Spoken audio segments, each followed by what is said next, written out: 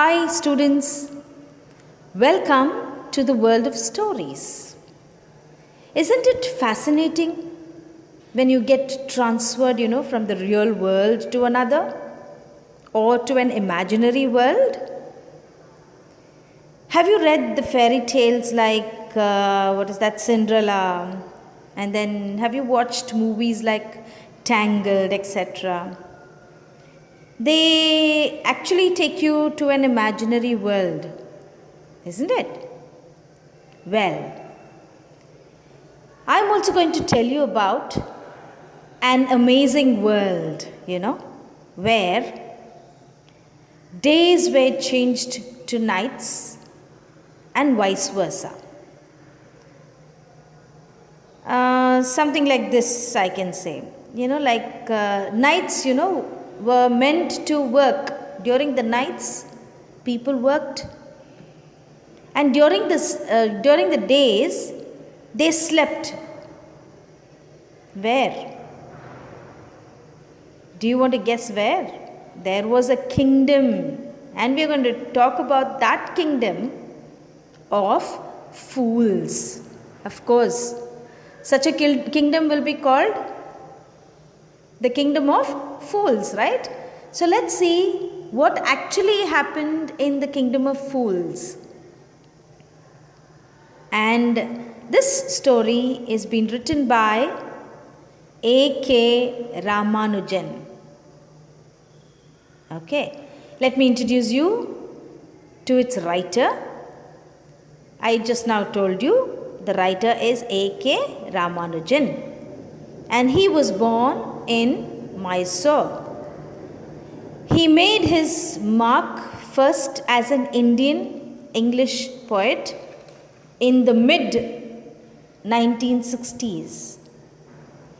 He became very famous in India and abroad for his translations of classical Tamil poetry and later of Bhakti poetry in Tamil and Kannada. So actually it's a Kannada folk tale. Okay. Now this story, in the kingdom of fools is a Kannada folk tale, I told you.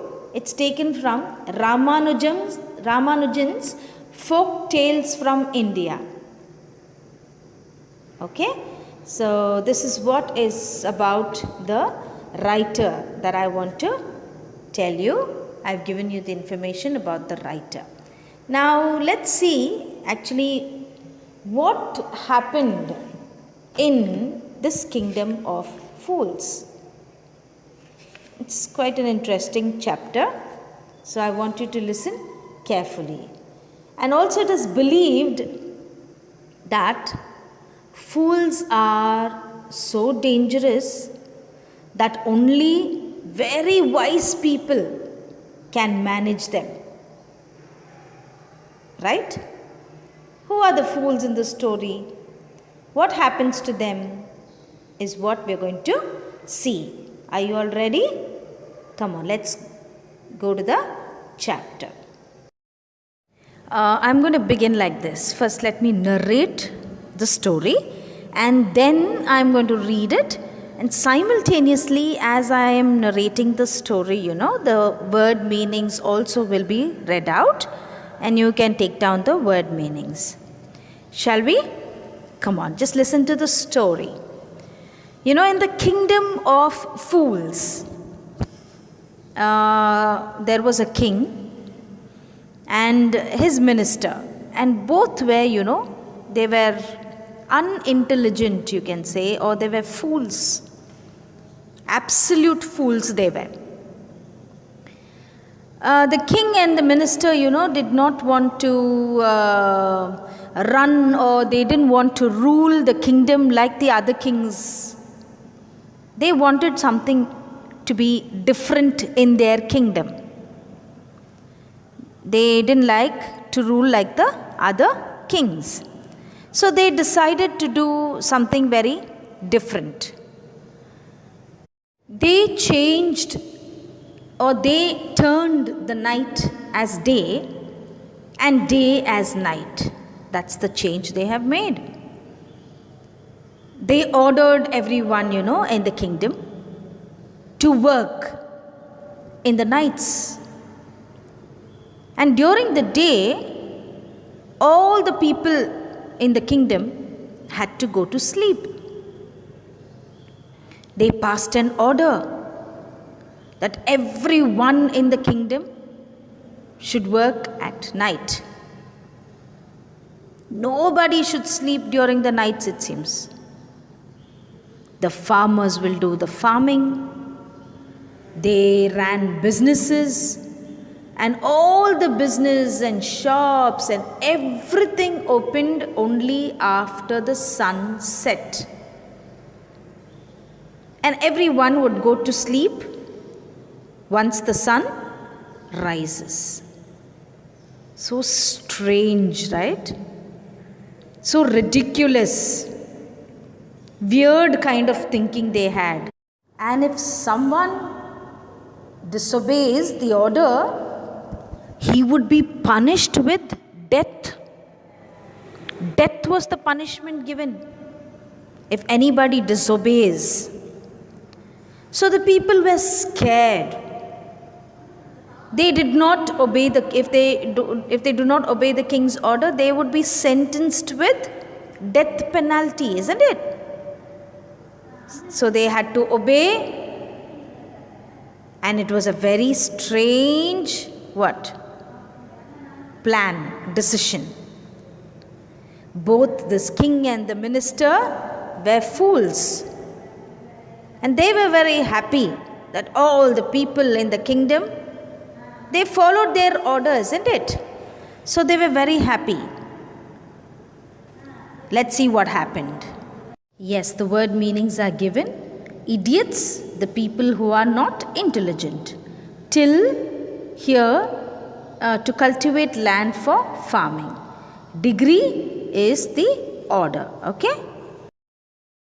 One day, a saint arrived to the kingdom of fools. And along with him, there was a disciple. They saw that the whole city was so beautiful. It was sunny, bright, but they could not find anyone around. They were so surprised because all the houses were locked and everyone was asleep. The writer mentions in one place, he says that not a mouse was stirring. Means not even a mouse, a rat. Mouse is a rat. Even that was not around anywhere. It was not moving anywhere. That means the people taught the cattle also, the animals also, to sleep when? During the daytime. Everyone were asleep. That shows it was a very quiet place, very quiet. Just imagine if a kingdom is so quiet during the morning. Doesn't it seem weird? Yes. And these two strangers, these two people, the guru, saint is the guru, and his disciple, they were not aware of this order or rule being made in that kingdom. So they were just walking about, just searching for food maybe, but they were surprised to see all of them sleeping during daytime. So they kept wandering and wandering. As they were wandering, it became what? It became night. And everyone were awake. They woke up. All the people woke up during the night. And they started to do their work. Businessmen were doing their business. Farmers were farming. Then this guru and the disciple became very hungry. So what did they do? They went to the shops that were opened at night. And they went to buy some groceries. Groceries are the things that they use to make food, like vegetables, pulses, cereals. Okay, so all the food items they wanted to buy. So they went to buy the groceries. And there was another surprise waiting for them. Every shop they went to and anything they bought just costed 1 duddu. Duddu is the name given to a rupee in Kannada. Duddu. They call it duddu. So anything they bought, all the things were so cheap over there. Whether they bought a bunch of bananas or they bought a bag of rice, anything for that matter, it would just cost a rupee, or you can call it 1 duddu. So the Guru and the disciples, they were so very happy because the food in the kingdom was very cheap. Anyone would feel happy, isn't it? But the Guru and the disciple, they actually were very happy. But finally, the Guru realizes that the kingdom was a kingdom of fools. And he decides not to stay there anymore because it will never be safe for them to stay there. So the wise Guru, he was very wise. So he told his disciples that this place was not right for them. And he asked him to leave at once. But this disciple was a foodie, you can say. He loved to eat. So he did not want to leave that place because the food was very cheap. Guru tried to make his disciple understand and told him that everyone out there was a fool and it was very dangerous. The kingdom would not last for a long time. And one day or the other it could harm him. He tries to advise, but the disciple, he didn't want to listen to him.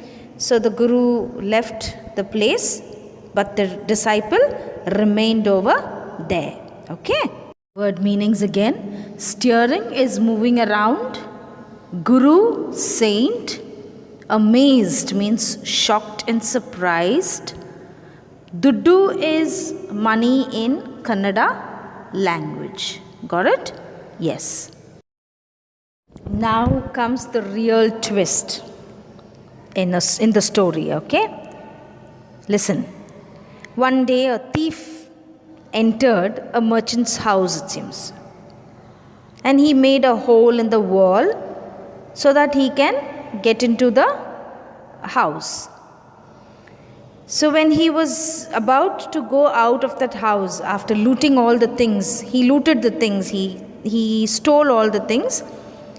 When he was trying to come out of that wall, the wall broke and it fell on the thief's head. And on the spot, the thief died.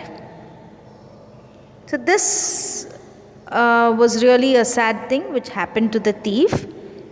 What happened was the thief's brother was there.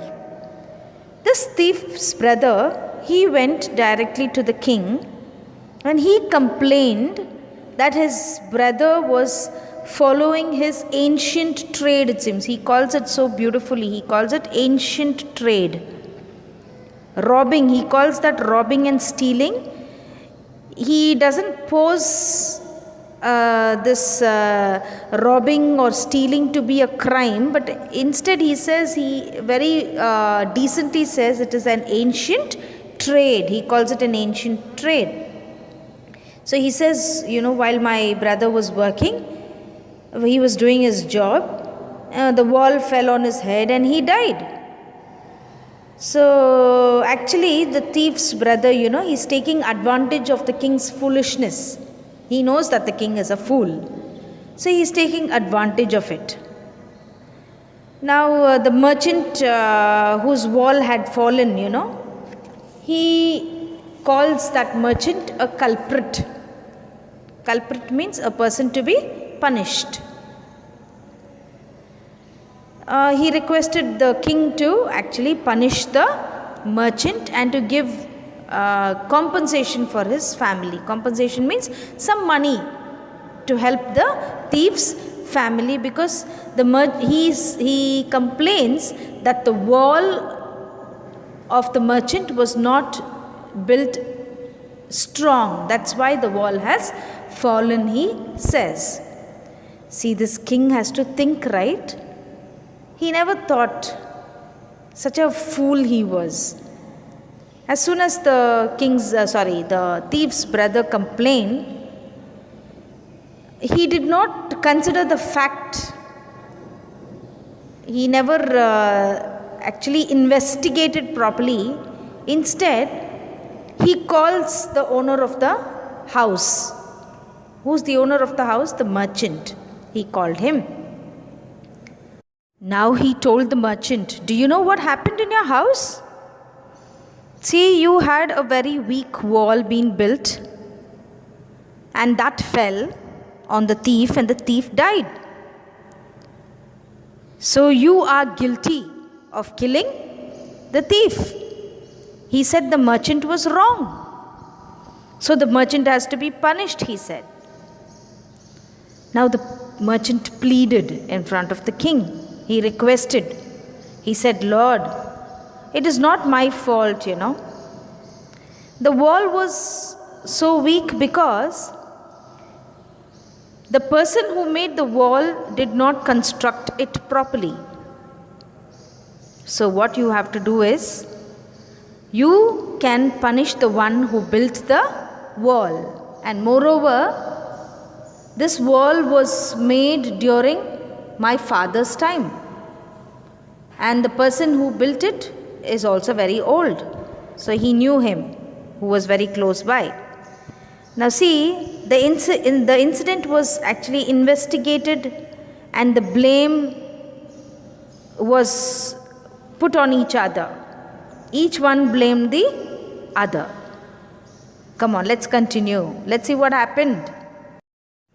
Yes, pursuing is follow.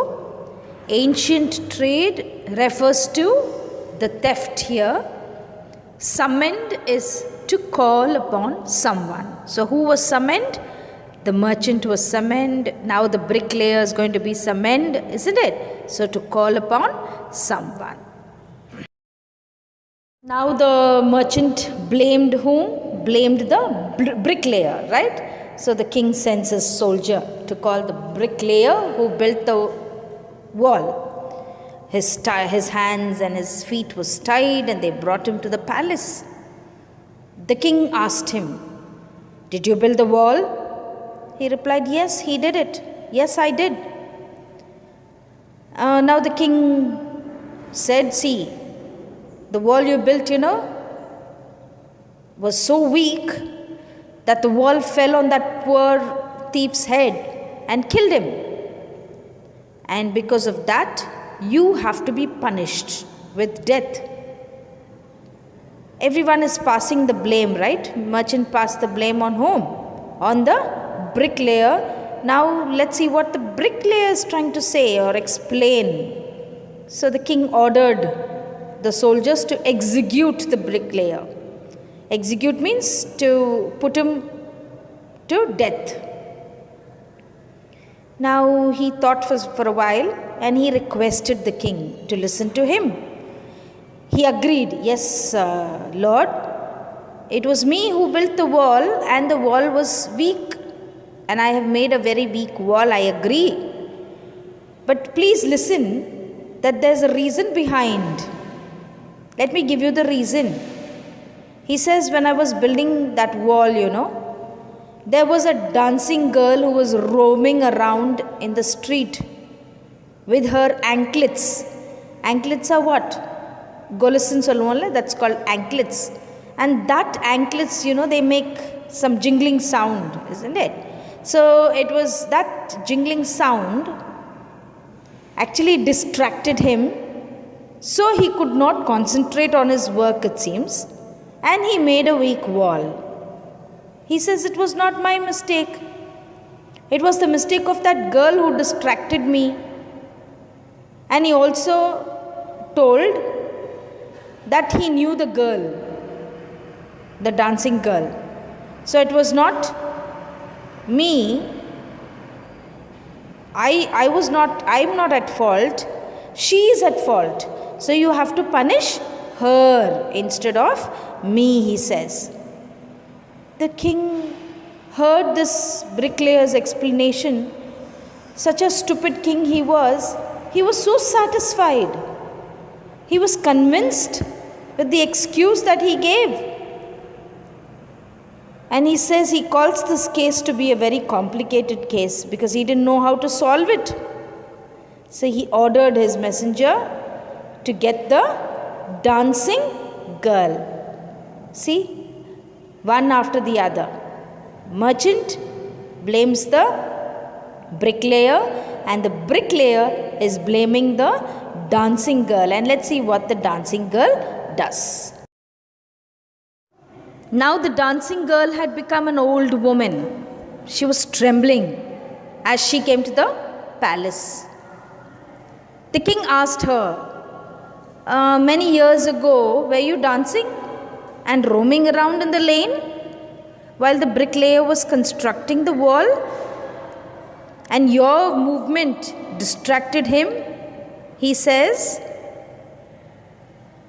And now he told her, because you were moving around with the anklets jingling, it distracted the bricklayer, and due to that, he did not work properly. He built a bad wall, and that wall fell on the thief, and the thief is now killed. All this happened because of her, the king says. The thief died. Now, because of that, you should be punished with death, he says. Now, the dancing girl did not know what to do. She thought for a while, and she tried to transfer the blame onto another person. She said, yes, my lord, I was roaming around in the lane again and again. But you know for what? I actually kept moving or going here and there to visit the goldsmith's shop.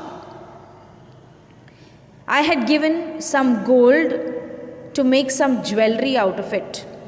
But you know that goldsmith was a dishonest person. Dishonest means he was not true. He kept making excuses and he kept pulling on. He delayed in giving me the jewelry.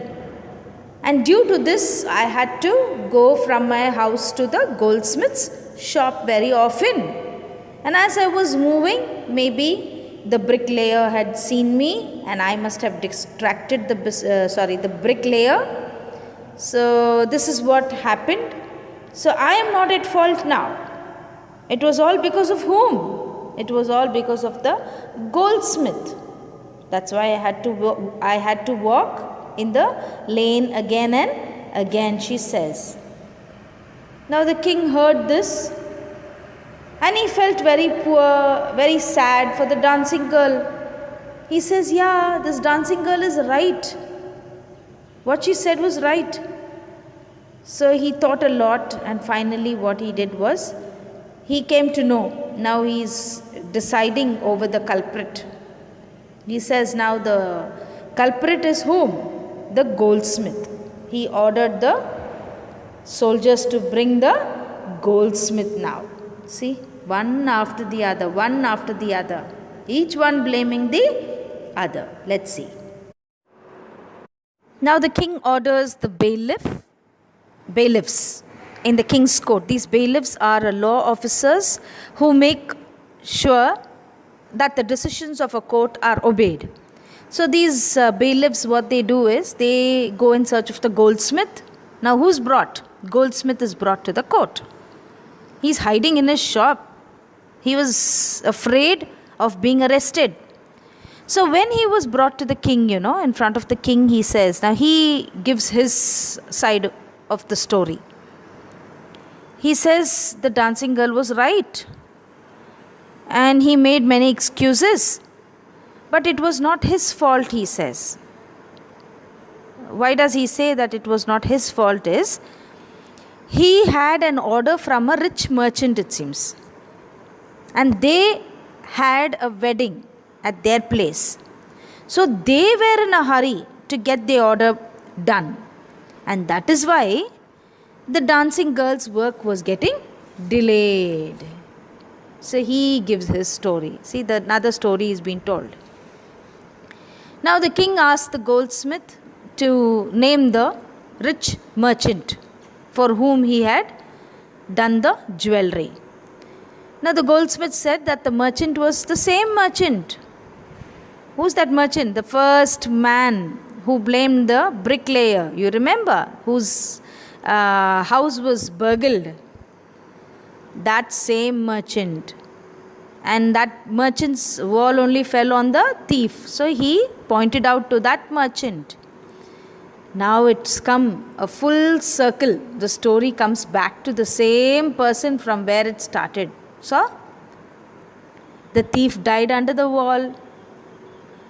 And the merchant blamed whom? Blamed the bricklayer. Bricklayer blames the dancing girl.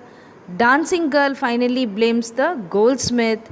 And now the last goldsmith blames whom? Is again coming back to the same merchant. The merchant was called once again. He was called back again. He was crying. And he very well knew that this king was foolish. He would put him to death. So, what can he do now? He came to the king.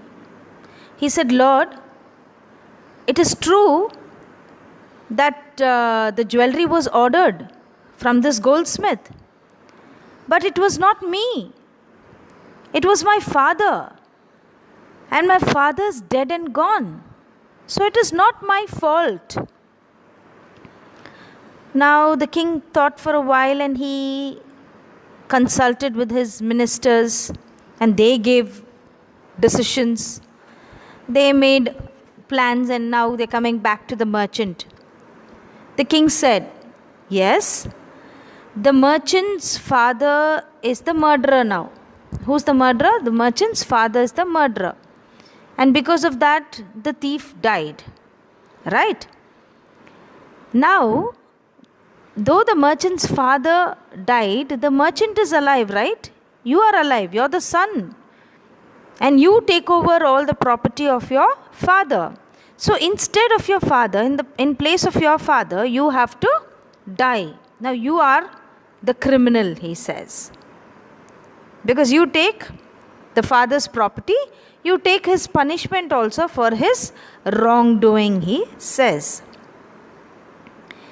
And he added that when he had seen the merchant for the first time at that moment, he had a feeling that he was the culprit.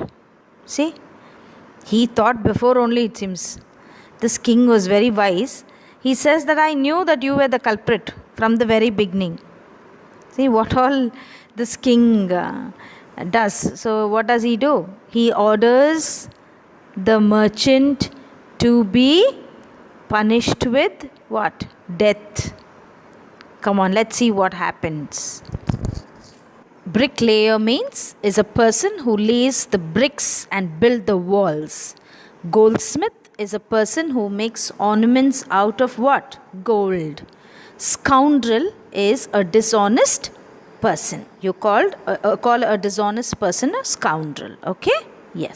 The king announced that the merchant has to die. The weapon was getting ready. And now the minister, he felt that the merchant was very thin. And he could not be executed on that stake. Stake is the picture I've shown you in the next slide. And he told the king. The king got worried. Now the king actually gives an idea, or he got an idea. What does the king say is, Go search for a man who's fat enough to be executed with the stake. So the merchant would not be put to death. Instead, another man can be executed. Finally, the king sent his servants. They went around looking for a man who was fat enough to be executed. Now, who did they find, you think? They found a man who was very fat, who had become very fat. Any guess? Any guesses? Who was that man, you think? You know, that man was the Guru's disciple. He had become very fat because of overeating. They found him. What did the servants do? They took him. They said, "Come, the king wants you, and we are going to take you to the king." Now the disciple said, "Oh, leave me alone. I'm just a disciple of a guru. I've done nothing. I've done nothing wrong. I'm so innocent. Why are you taking me?" He pleads, the servants. But because the servants were ordered to bring a fat man, they found this man and they brought him. Now what happens? Disciple is reminded of whom now? He is reminded of his guru. Let's see what he does. Now he thinks, "Oh, my Guruji was really wise, and he told me not to be with the fools. One day it will harm you," he said, but I never listened to his advice. And now what has happened to him?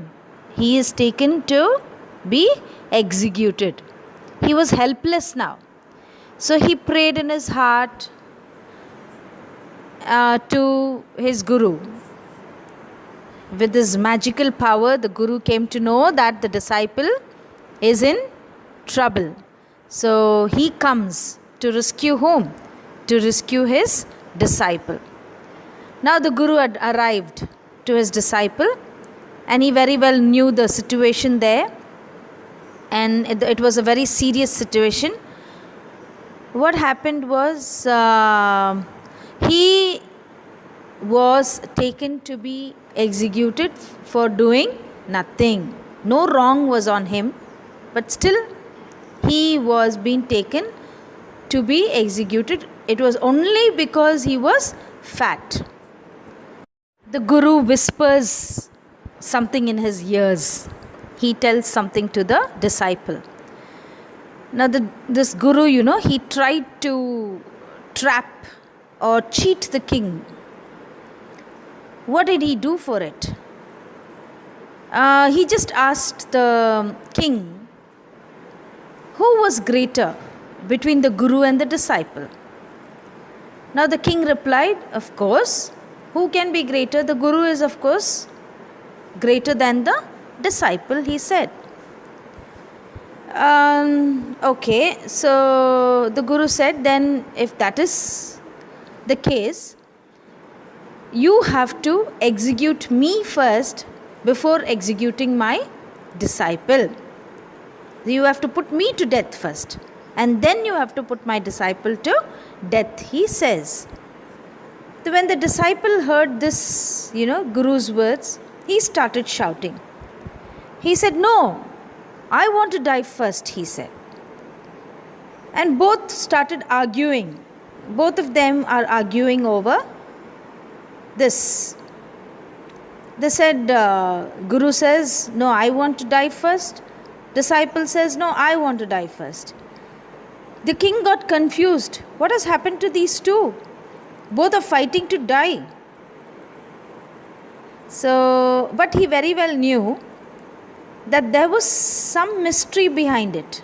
The king very well knew there was some mystery, some secret he wanted to know. So he asked the Guru, and Guru took the king aside and slowly told him that he had roamed around the whole world but had not seen a city and a king like him, it seems. He also said that the stake, which they used to kill the disciple was the stake of justice. It was very new. They had not killed any criminal on that stake. He also added, he said, the one who would die first on the stake would be reborn as the king of the kingdom. By telling this, he trapped the king. The one who dies next would be reborn as the minister of the kingdom, he said.